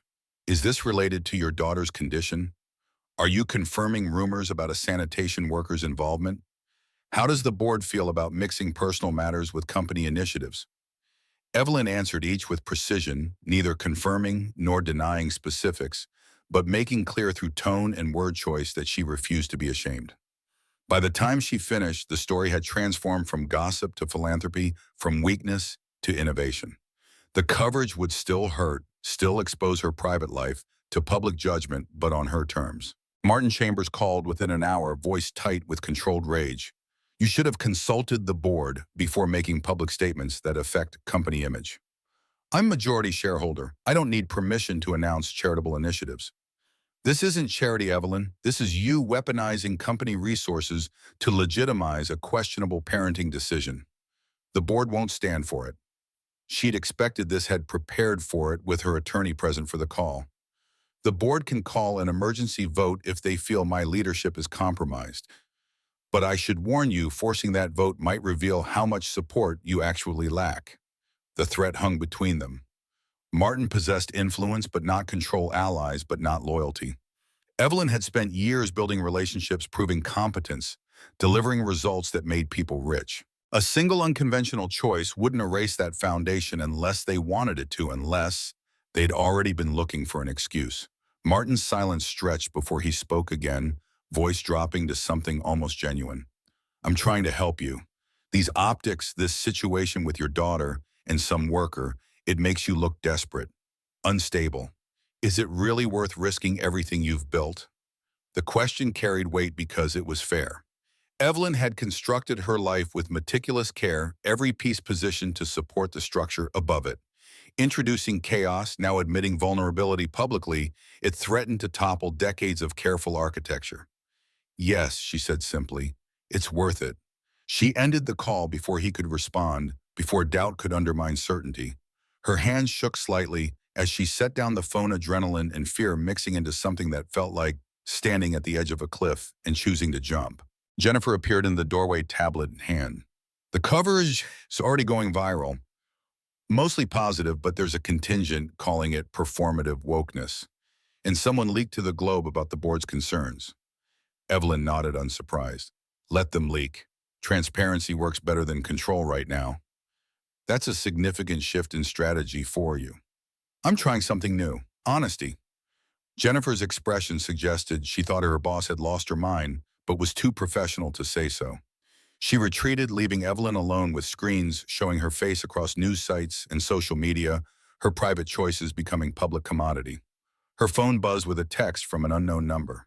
She opened it to find a message from Caleb. Saw the press conference. You didn't have to do that. She typed back. Yes, I did. Wednesday's still on. His response came after a long pause. Wednesday's still on. At Westboro Street, Caleb sat on his couch staring at his phone, Noah beside him, watching the press conference replay on a laptop borrowed from school. His son's expression cycled between confusion, concern, and something that might have been pride. She really just told the whole world about you. Caleb felt exposed in ways that had nothing to do with privacy. He'd spent years invisible, blending into the background of other people's lives, content to be forgotten, because being seen meant being vulnerable. Now his name was attached to a Millionaire's charity initiative, his face likely to appear in articles about unconventional therapy, his entire existence suddenly subject to scrutiny. She didn't mention my name. She didn't have to. People will figure it out. Miguel's already getting calls from reporters asking about Hart Industries' sanitation routes. Noah closed the laptop, turning to face his father directly. Are you okay with this? Caleb didn't know how to answer. Part of him wanted to run, to quit his job and move to a neighborhood where nobody knew this story, to reclaim the anonymity that made survival manageable. Another part felt something like relief, like being seen had its own kind of freedom, like maybe hiding wasn't the same as protecting himself. I'm okay with it. Noah studied him with the discernment of someone who'd learned to read his father's lies. You don't look okay. I will be. They sat in silence while rain drummed against windows, and the city moved around them indifferent to their small crisis. Finally, Noah spoke again, voice careful. Mom would be proud of you, helping that kid. The words hit Caleb's chest with unexpected force. Rachel's pride had been his compass, once the thing that told him he was moving in the right direction. He'd lost that guidance when she died, had spent 4 years navigating without knowing if his choices honored her memory or betrayed it. You think so? Noah nodded. She always said you saw people other people missed, that it was your superpower. He paused, swallowing hard. I'm sorry I got mad about you helping Leia. It's just scary when you're not all here, you know. Caleb pulled his son close, feeling 12-year-old bones that would soon be taller than him, a child rapidly becoming something else. I'm here. I promise I'm here. They stayed like that while the city darkened and dinner went unmade, just holding each other against the storm of change that had entered their lives without permission. Eventually, Caleb stood and moved to the kitchen, pulling out ingredients for spaghetti, because some rituals anchored you when everything else was shifting. While water boiled, his phone rang. The number was local but unfamiliar. He answered with caution. Mr. Turner, this is David Brennan. I'm a child psychologist who's been working with Leia Hart. Caleb's hand tightened on the phone. Is she okay? She's fine. I'm calling because Mrs. Hart gave me permission to reach out. I'd like to understand your approach, what you're doing that's creating these results. Would you be willing to meet? The request felt like a trap, like being asked to explain instinct or justify connection that defied clinical framework. I'm not doing anything, just showing up. That's precisely what interests me. Most therapeutic interventions are complex, structured, goal-oriented, but sometimes the simplest approaches work best. I'm not trying to steal your methods or replace you. I'm trying to learn. Something in Brennan's voice suggested genuine curiosity rather than professional jealousy. Caleb found himself agreeing to coffee the next day, hanging up with the strange sensation that his accidental role was becoming formalized, that helping one silent girl was expanding into something larger. Noah had been listening from the doorway. A psychologist wants to study you, apparently. That's weird, Dad. Everything about this is weird. They ate dinner discussing normal things, Noah's upcoming science fair, a movie they might see if money allowed, whether the landlord would finally fix the heat. But underneath the ordinary conversation ran a current of change, an awareness that their life was being reshaped by forces they hadn't invited but couldn't ignore. The meeting with Dr. Brennan happened in a Starbucks that existed in the liminal space between Westboro and Beacon Hill, neither rich nor poor, but suspended between. Caleb arrived early, ordered coffee he couldn't quite afford, and sat by a window watching people pass with the determined anonymity of city dwellers. Brennan appeared exactly on time, a man in his 50s with the casual authority of someone comfortable with his expertise. He ordered tea and sat across from Caleb with the directness of someone who'd learned small talk wasted everyone's time. Thank you for meeting me. I know this situation is unconventional. Caleb shrugged. Unconventional seems to be the theme lately. Brennan smiled. Indeed, I've worked with Leia for 8 months. Brilliant child, deeply traumatized, completely resistant to conventional therapeutic engagement. Then you wave at her and suddenly she's smiling, drawing, showing signs of emotional responsiveness. We've been trying to cultivate for nearly a year. It's extraordinary. Or it's coincidence. I don't believe in coincidence when it comes to trauma response. Something about you specifically reached her. I'd like to understand what. Caleb sipped coffee that tasted like burned regret, trying to articulate something he didn't fully comprehend himself. I didn't try to fix her, didn't treat her silence like a problem requiring solution, just accepted her as she was and met her there. Brennan leaned forward intent. That's significant. Most people approach selective mutism as something to overcome a barrier to breakthrough. You approached it as a language to learn. I guess. Can you tell me about your background? Any training in child development, psychology, anything relevant? Caleb almost laughed. I collect garbage and raise my son. Before that, I was trying to become a musician. No training in anything except survival. Music. Brennan's eyes brightened. That's interesting. Music operates on neural pathways adjacent to speech. For someone with trauma-related mutism, music might access communication centers that verbal language can't reach. Have you played for Leia? No, I don't play anymore. Why not? The question opened doors Caleb kept locked. He thought about Rachel's hospital room, about selling his guitar to buy more time, about how music had become inseparable from loss until playing felt like grave robbing. Personal reasons. Brennan nodded, respectful of boundaries. I'm going to suggest something that might sound strange. Would you consider incorporating music into your visits with Leia? Not performing, not therapy in a formal sense. Just letting her experience sound in a safe context with someone she trusts. Caleb's immediate instinct was refusal. Playing guitar meant confronting everything he'd buried, meant reopening wounds that had barely scabbed over. But he thought about Leia's drawing of waves, her word written in chalk music, and wondered if she'd somehow known what she needed before anyone else did. I'll think about it. They talked for another 20 minutes, Brennan explaining neurological research about trauma and sound, Caleb mostly listening and trying not to feel like a specimen being studied. When they parted, Brennan handed him his card and a book about music therapy, saying, just in case thinking turns into doing.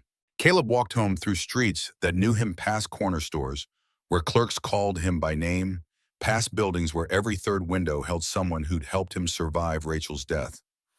This neighborhood was his ecosystem, and stepping outside it into Beacon Hill's world felt like breathing different air, like his lungs weren't quite designed for it. But Leia's face kept appearing in his thoughts, her desperate hope when she'd run through rain to hug him, her small hand forming words her voice couldn't produce. She'd asked him to come back, and he had. Maybe she was asking for something more, now, something only his particular damage could provide. At home, he opened the guitar case he'd been avoiding for days. The instrument lay waiting, patient as grief. He lifted it carefully, feeling the weight settle against his body, like muscle memory his mind had forgotten, but his bones remembered. The strings needed tuning, were probably due for replacement, but when he strummed a chord, the sound was whole enough to hurt. Noah appeared, immediately drawn by music that hadn't filled their apartment in years. He said nothing, just listened, as Caleb played tentative chords building toward melody, but not quite arriving. The music was broken, imperfect, full of 4 years' rust and accumulated silence. But it was music. Wednesday arrived with unexpected sun, the kind of November brightness that felt like nature apologizing for previous cruelty. Caleb drove the route with Miguel, who'd stopped asking questions and started just shaking his head at the situation's absurdity. They pulled up to the Hart mansion at 8, and this time a small crowd had gathered. Neighbors stood on adjacent properties, phones out, recording. A news van was parked half a block down, crew setting up for what looked like remote broadcast. Someone had leaked the schedule, turned a private arrangement into public spectacle. Miguel whistled low. This is bad, man. Caleb's stomach tightened. He'd known the press conference would create attention, but hadn't anticipated this, hadn't considered that people would want to witness the oddity of a garbage collector helping a millionaire's mute daughter. The whole thing felt exploitative, their small ritual being consumed by curiosity and judgment. But the door was opening and Leia was emerging, and backing out now would mean failing her again. He climbed from the truck, ignoring cameras, focusing entirely on the small girl who'd frozen halfway down the driveway, overwhelmed by unexpected audience. Evelyn appeared behind her, face tight with fury at the invasion, but voice controlled. It's okay, baby. Just ignore them. But Leia couldn't ignore them. Her body had gone rigid, hands clenching, the beginnings of panic making her breath quicken. She looked at Caleb with an expression that asked him to make this stop, to return them to the privacy where connection was possible. Caleb walked forward, putting himself between Leia and the cameras, blocking their line of sight with his body. He knelt, bringing his face level with hers, and spoke quietly. They're just noise. You and me were the real thing. Everything else is just noise. Leia's breathing began to slow. Her eyes focused on his face, using his calm to anchor herself. Then she reached into her pocket and pulled out a piece of paper folded small. She handed it to him with the solemnity of someone delivering something precious. Caleb unfolded it carefully. Inside was a drawing of a guitar rendered with the detailed care of someone who'd studied pictures or memories. Beneath it, in careful letters, play. His throat tightened. She'd somehow known, had intuited, or been told, or simply sensed that music was the next language they needed to speak together.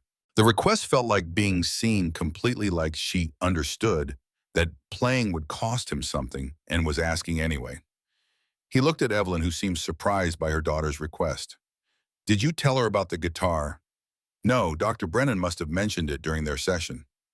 So the girl had absorbed information, held it, and chosen this moment to ask.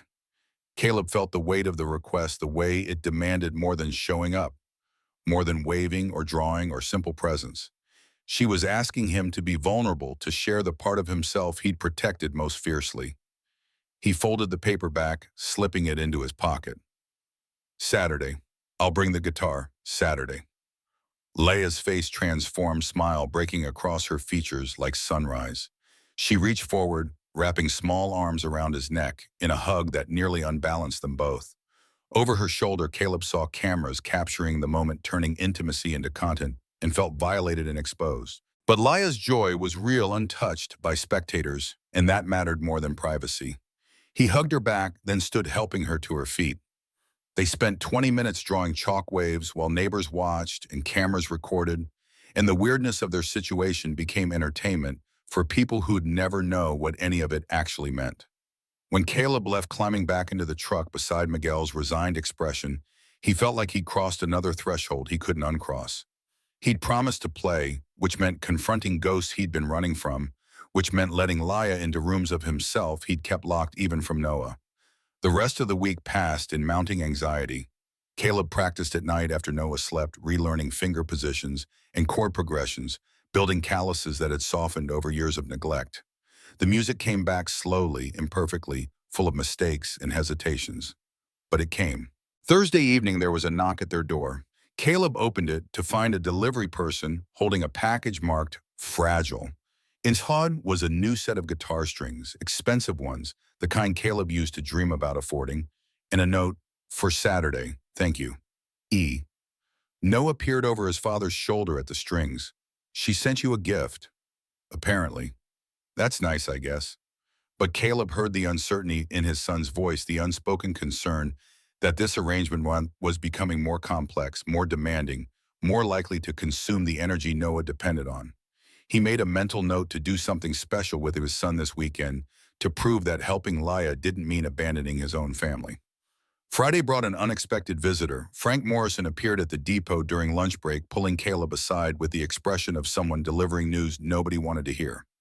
"Commissioner's office called. They're reviewing your employment status."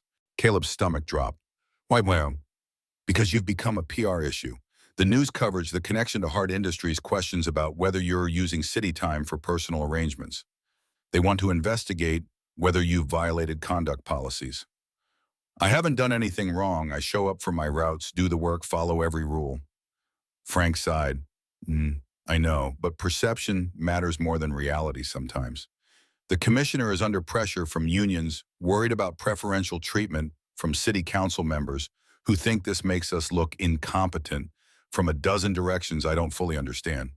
They want to review everything, your time cards, route logs, any communication with Mrs. Hart. It's bad, Caleb. The floor felt unsteady beneath Caleb's feet. He'd known helping Leia carried risks, but hadn't calculated this one, hadn't imagined his job itself would be threatened. Losing this position meant losing health insurance, meant losing the steady income that kept Noah fed and housed and safe. What do I do? Cooperate with the investigation, document everything, and probably stop the visits until this blows over. The suggestion felt like being asked to amputate part of himself. He'd promised Leia he'd bring his guitar Saturday. Breaking that promise would devastate her, would teach her again that adults were unreliable. That connection always ended in abandonment. "I can't stop, not without warning her first." Frank's expression mixed sympathy with exasperation. "Then you might lose your job. Is that really worth it?"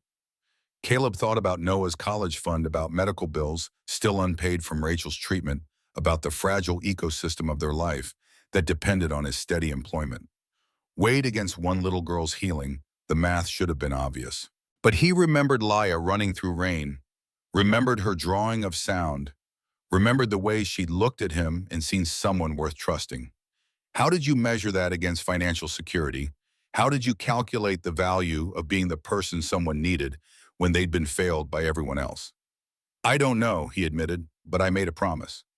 Frank shook his head, walking away with the defeated posture of someone who'd tried to save a drowning person and been pulled under himself. Caleb returned to work, moving through his shift with mechanical precision, while his mind spiraled through worst-case scenarios. That evening, he called Evelyn. She answered immediately, a voice sharp with concern.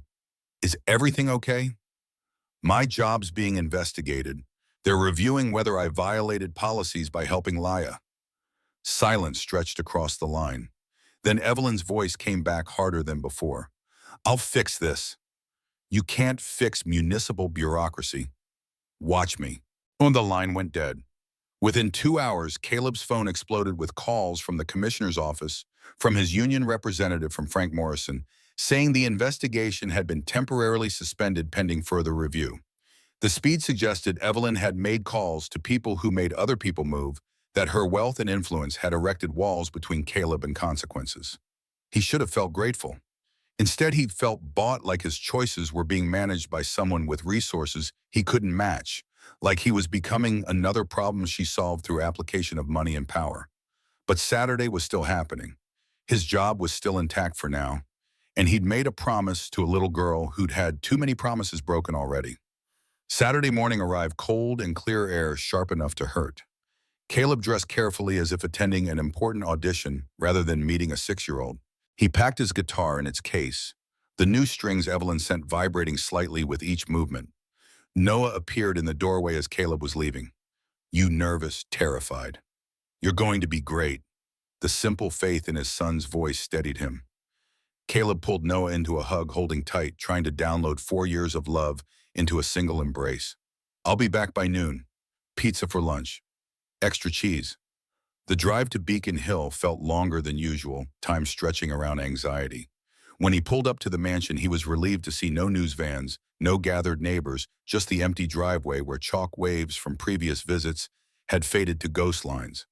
Evelyn opened the door before he could knock, Laya bouncing slightly beside her, with barely contained excitement. The girl's eyes went immediately to the guitar case, lighting up in a way that made every doubt worth it. They gathered in what Evelyn called the music room, though it looked more like a museum exhibit than a space meant for sound. A grand piano sat in one corner, untouched since Marcus's death, according to the dust pattern. Windows overlooked the garden, where November had stripped trees to bones.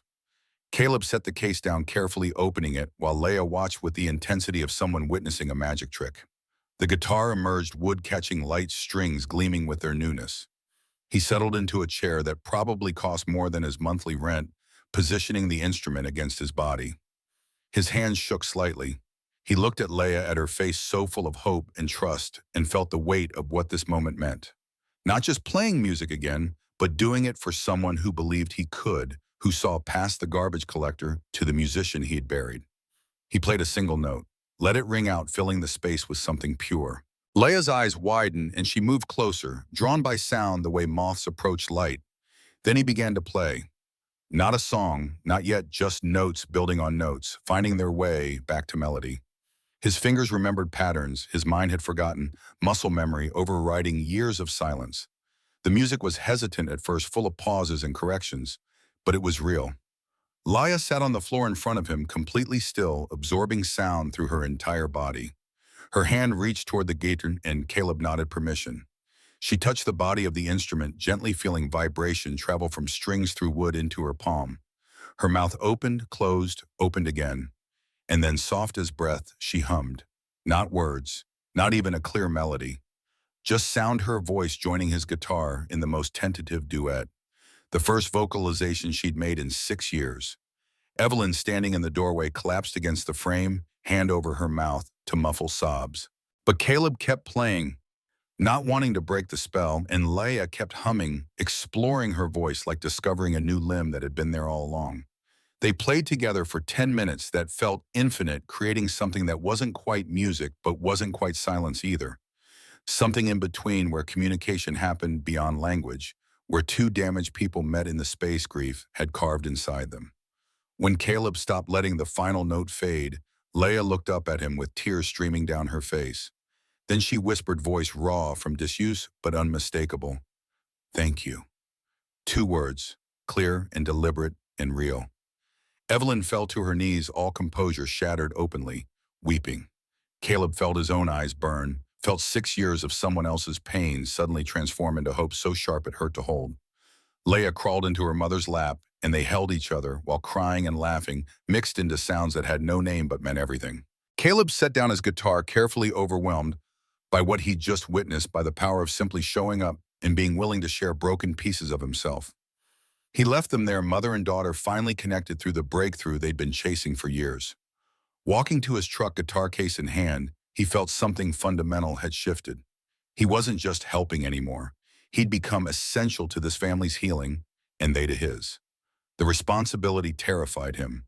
But for the first time since Rachel died, he felt like maybe his life still had purpose beyond survival, that maybe the music hadn't died with her, but had just been waiting for someone who needed it enough to call it back. He drove home thinking about resurrection, about how sometimes you had to let things die before they could be reborn into something new. His music wasn't what it had been, but it was becoming something else, something that served rather than performed. And somewhere in a mansion across the city, a little girl was speaking again. Voice tentative and small, but growing stronger with each word, learning that silence wasn't the only option, that sound could be trusted after all. The city continued around them, indifferent to their small miracles, but the world had changed in ways that mattered. Connection had been forged in the space between grief and hope, and now all that remained was learning how to honor it without being consumed by it. Leia's voice changed everything and nothing. The words came slowly, sporadic as rain and drought, but they came. Yes, when offered breakfast. Blue, when choosing chalk. Didier, when looking at photographs, the syllable cracking through her throat like something relearning how to exist. Evelyn documented everything with the obsession of someone who'd stopped believing in miracles and now couldn't stop touching one to confirm it was real. She filled notebooks with timestamps and context-building evidence that her daughter's silence had finally fractured. Dr. Brennan arrived for emergency sessions, recording Leia's vocalizations with equipment that turned sound into wavelengths on screens. He explained to Evelyn about neural pathways and trauma recovery, about how music accessed parts of the brain that verbal therapy couldn't reach. But his clinical language felt inadequate for what was actually happening. A child was coming back to life. The sessions with Caleb intensified. 3 times a week now, always with his guitar, always in the music room, where dust patterns on the piano had started to fade as Evelyn cleaned around their work. He'd play simple melodies and Leia would hum along, then attempt words that matched the rhythm. Sun, moon, sky, home. One afternoon in early December, Caleb brought sheet music, something he'd written the night before while Noah slept. Simple melody, easy chord progression, built specifically for a child's voice range. He played it through once, then looked at Leia. Want to try singing the words? She studied the paper covered in his handwriting, lyrics about stars and silence and finding your way home. Her hands twisted together, anxiety visible in the tension of small shoulders. Speaking was one thing. Singing felt like exposure, like opening yourself completely. Evelyn started to intervene to say her daughter didn't have to perform, but Caleb caught her eye and shook his head slightly. This was Leia's choice to make. The girl's mouth opened, closed, opened again. Then wavering and uncertain sound emerged. Not quite singing, more like words carried on breath, but intentional. Shaped. Stars. Light. The way. Home. Caleb continued playing, voice joining hers in harmony, so gentle it felt like scaffolding, holding her up. Together they moved through the verse, Leia's voice gaining strength with each line, discovering that singing was easier than speaking, that melody could carry what conversation couldn't. When they finished, Leia looked at her mother with wonder. I sang. Evelyn nodded, unable to speak herself, overcome by the impossibility of this moment. Her daughter was singing. Actually singing. The girl who hadn't spoken in 6 years was creating music, reclaiming the voice her father's death had stolen. But success brought complications neither had anticipated. Word of Leia's breakthrough spread through networks Evelyn couldn't control. Parent groups, therapy, communities, desperate families searching for anything that might help their own silent children. Her office fielded dozens of calls daily from people begging for access to the music program or the specialist who'd achieved what traditional medicine couldn't. Evelyn's assistant compiled the requests into a document that read like testimony to collective desperation. Parents offering money, trading favors, pleading for just one session with Caleb, just one chance for their child to experience whatever magic had worked on Leia Hart. The document sat on Evelyn's desk for a week before she showed it to Caleb during one of his visits. They stood in her office while Leah practiced piano with a teacher. Evelyn had hired someone classically trained who understood trauma-informed pedagogy. Caleb read through the request with growing discomfort. These people think I have answers. I don't. I just showed up and got lucky. It wasn't luck. You understood something about silence that professionals missed. Evelyn moved to the window, looking out over the city that contained thousands of children like her daughter locked in their own private griefs. What if we could help them? Not all of them, but some. We. She turned face, carrying the determined expression Caleb had learned meant she'd already decided something and was now convincing others to agree. I want to create a center focused on music-based therapy for children with trauma. Hire professionals who understand your approach, Caleb, beyond just Leah. The proposal felt simultaneously generous and exploitative, taking something personal and making it institutional. Caleb thought about Noah, about his job that was still under review, about the life he'd built that was already straining under the weight of this arrangement. I'm not qualified to run a therapy center. I'm barely qualified to collect garbage. You wouldn't run it. We'd hire directors, therapists, administrators. But you'd be involved in developing the methodology, teaching others what you do instinctively. She paused. And you'd be compensated properly. A salary that reflects the value of this work. Money, again, the solution Evelyn returned to when human problems needed solving. But Caleb heard the genuine hope underneath, saw a woman who discovered her daughter could heal and wanted desperately to extend that possibility to others. Let me think about it. Of course. Take all the time you need. But time accelerated whether he was ready or not. The investigation into his employment concluded with a compromise. He could continue the hard arrangement if it happened outside working hours and used his personal vehicle. The decision satisfied nobody. Caleb lost paid time. The union complained about unpaid labor, and Evelyn felt guilty about costing him income she immediately tried to replace with donations he refused. Noah's frustration mounted in proportion to his father's involvement. Basketball games Caleb missed because of evening sessions with Leah. Science fair where he arrived late, exhausted, barely coherent with pride. A parent-teacher conference rescheduled 3 times before Caleb finally attended, only to hear that Noah's grades were slipping, that he seemed distracted and distant. The conversation happened late one night after another session at the mansion. Caleb came home to find Noah still awake, sitting at the kitchen table with homework spread around him like evidence. You said pizza for lunch last Saturday. You forgot. The accusation was quiet but devastating. Caleb had forgotten, consumed by Leah's breakthrough, by the wonder of hearing her sing. He'd come home hours late with apologies instead of extra cheese. I'm sorry, bud, I lost track of time. You always lose track of time now with her. Noah's voice cracked slightly. I know she needs help. I know it's important. But what about me? Don't I matter? The question split Caleb open. Of course Noah mattered. Noah was everything. But somehow in helping one child find her voice, he'd stopped hearing his own sons. You matter more than anything in this world. Then prove it. Noah stood gathering homework with sharp movements. I have a game Thursday. Be there. Not late, not distracted. Actually be there.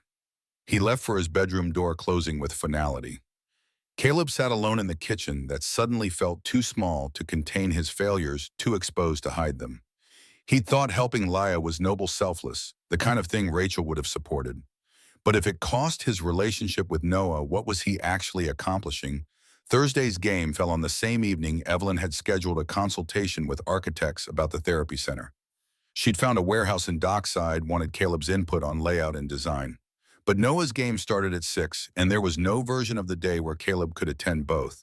He called Evelyn the morning, a voice heavy with guilt he couldn't quite name. I need to cancel tonight. My son has a basketball game. Just silence on the line, then understanding in her voice. Of course. Family comes first. I'm sorry, I know the architects are coming from New York. Caleb, it's fine. We'll reschedule. Go to your son's game. But the ease of her accommodation made him feel worse, like his presence was optional, replaceable, not actually essential to this vision she was building. He showed up at Noah's school gym at 5:30 early, for once watching his son warm up with teammates who moved with the unconscious grace of youth. Noah saw him in the bleachers and smiled a real smile that Caleb hadn't seen in weeks. That smile was worth more than any breakthrough with Leia, more than any therapy center or public recognition. It was his son still willing to forgive, still hoping his father would choose him. The game was close, intense, Noah playing with focused determination that reminded Caleb of Rachel's stubbornness. In the final minutes with the score tied, Noah took a shot from three-point range that felt like it hung suspended forever before dropping through the net. The gym erupted, teammates mobbing him, and Caleb was on his feet cheering louder than anyone. Afterward, they went for burgers at a diner that had been their tradition before Laia entered their lives. Noah talked nonstop about the game, about school, about a girl he maybe liked but wasn't sure about, everything Caleb had been missing, while focused elsewhere. "I'm proud of you," Caleb said as they finished eating. "Not just the game, everything. You've been patient with me while I figured out this thing with Leia, more patient than I deserved." Noah shrugged, but pleasure showed in his face. "It's okay, I know helping people is who you are. Mom always said you couldn't walk past someone drowning without jumping in." He paused. "Just don't forget, I'm in the pool too sometimes." The metaphor hit hard, accurate in ways that made Caleb's chest tight. "I won't forget again." They drove home through streets decorated for Christmas lights, attempting cheer against winter darkness. Caleb felt the tension that had been building for weeks finally ease, like remembering how to breathe properly. Noah mattered. His son's happiness mattered more than any other child's healing, and he needed to build his life around that truth. But the next morning, Evelyn called with news that complicated everything. "Leia wants to do something for you. A thank you. She's been planning it with Dr. Brennan." "She doesn't need to thank me." "I know, but she wants to, and I think it might be important for her recovery, taking active role in expressing gratitude." Evelyn's voice carried careful neutrality. "She wants to perform, sing the song you wrote in front of an audience, a small one, just family and her therapy team. Would you come?" The request felt like a test of divided loyalties. Noah needed him present and focused, but Laia needed him to witness this milestone, to see what their work together had created. "How did you choose between two children who both deserved everything when Saturday afternoon? I know it's asking a lot. I'll be there, but I need to bring Noah." Evelyn agreed immediately, understanding the compromise being negotiated. Saturday arrived with snow falling soft and silent, covering the city in white that made everything look cleaner than it was. Caleb and Noah drove to the mansion together. His son, quiet but not angry, curious about the girl who'd consumed so much of his father's attention. The music room had been transformed into something intimate. Chairs arranged for 20 people, flowers that Laia had insisted on choosing herself. The guests were few: Evelyn, Dr. Brennan, two other therapists who'd worked with Leia, Mrs. Chen, and several of Evelyn's closest friends who'd watched this journey from the outside. Leia stood near the piano wearing a blue dress that matched the chalk she'd first accepted from Caleb's hand. She looked terrified and determined, in equal measure, hands twisting together until she saw him enter. Then her face relaxed slightly, like his presence was the permission she needed. Caleb introduced Noah, quietly watching the two children study each other with the careful assessment of those who'd shared someone important without ever meeting. Leia approached first, brave in ways that still surprised everyone who knew her history. "You're Noah." Her voice was soft but clear. "Your dad talks about you, says you're smart and kind." Noah's ears reddened. "He talks about you too, says you're brave." They smiled at each other, and something eased in Caleb's chest.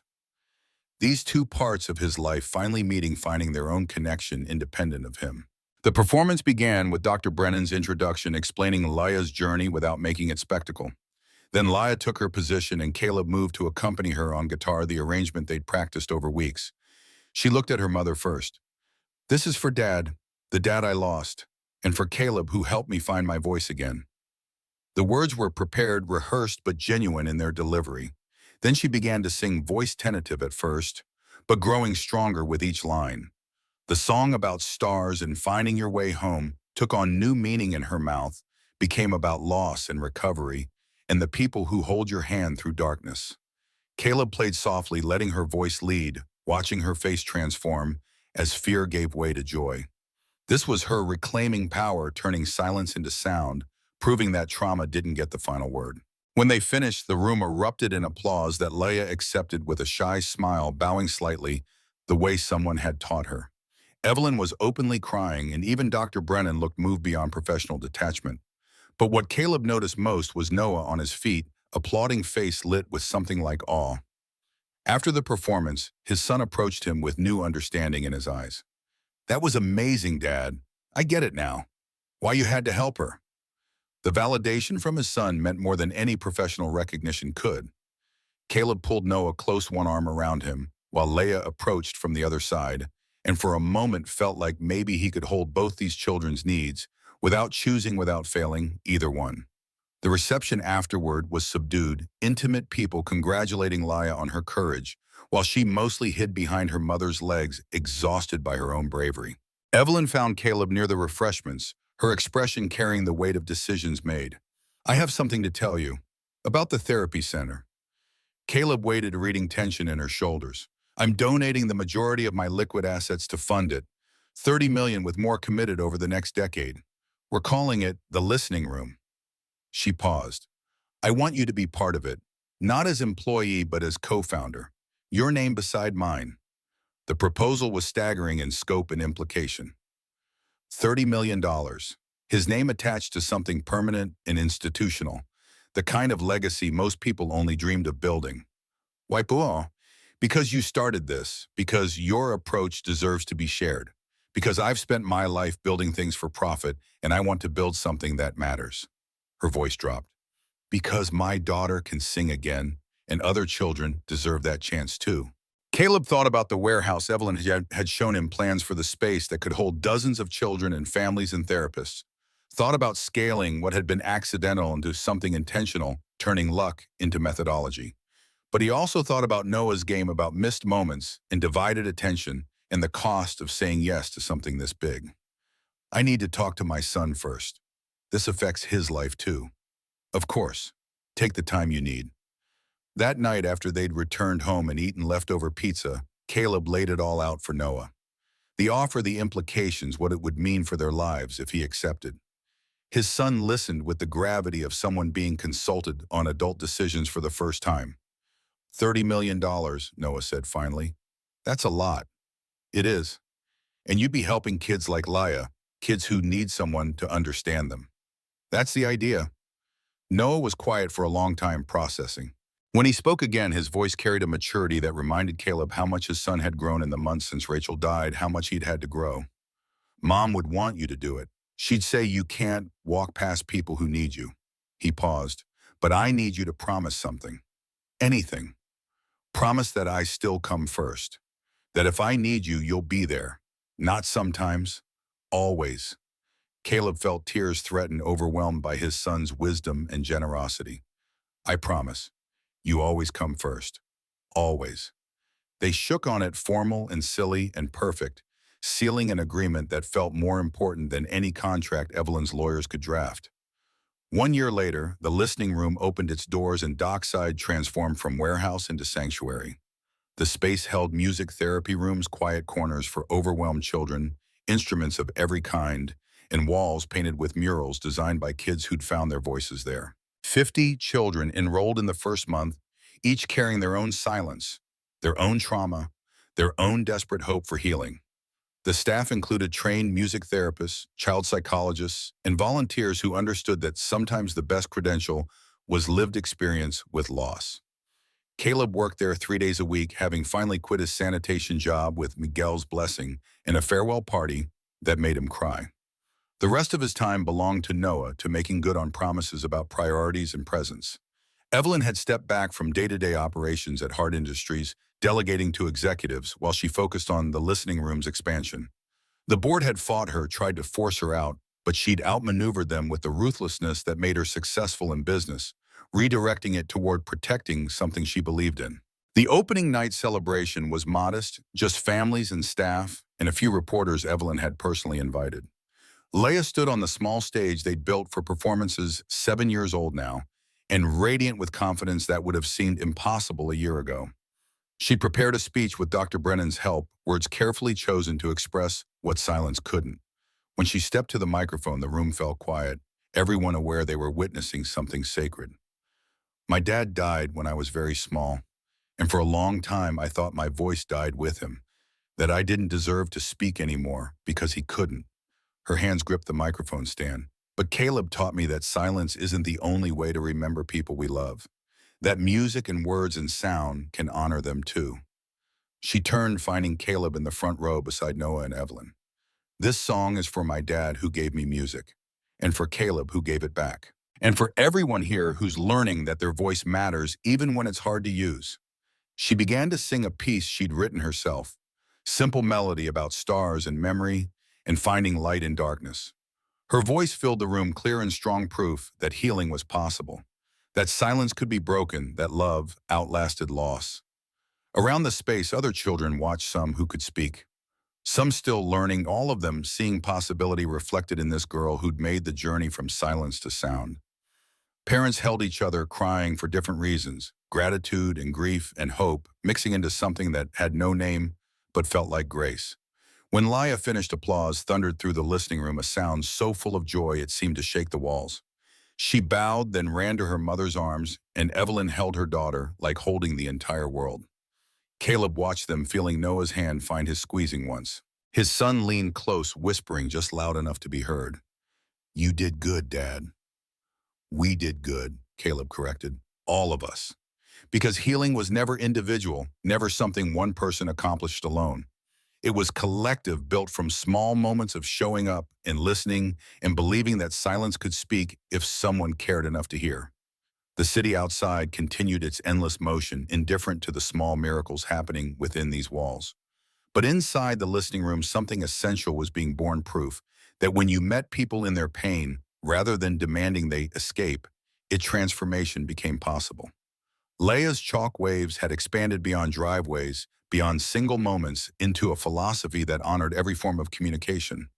The listening room didn't cure trauma, didn't promise false healing. It simply offered space where silence was respected, where sound was optional, where children could exist exactly as they were, while learning they might become something more. Evelyn stood beside Caleb as the celebration continued, both of them watching families discover hope they'd thought was lost. She'd sacrificed wealth and status for this, had chosen impact over empire, had learned that some victories required surrender. "Thank you," she said quietly, "for waving that first day, for seeing her." Caleb shook his head. "She saw me too. That's what made the difference." Recognition goes both ways. They stood together in the space they'd built from accident and need and desperate faith, watching children laugh and play and slowly, tentatively find their voices. The work would continue tomorrow and the day after, sessions and breakthroughs and setbacks and small incremental progress that might not look like miracles but absolutely were. Somewhere across the city, another child stood silent and traumatized, waiting for someone to understand that silence wasn't emptiness, but a language of its own.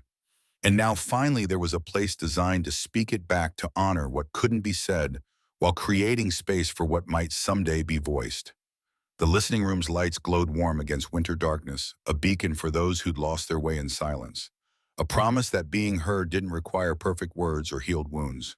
Sometimes it just required someone willing to sit in the quiet and believe that underneath music was waiting. And sometimes that was enough.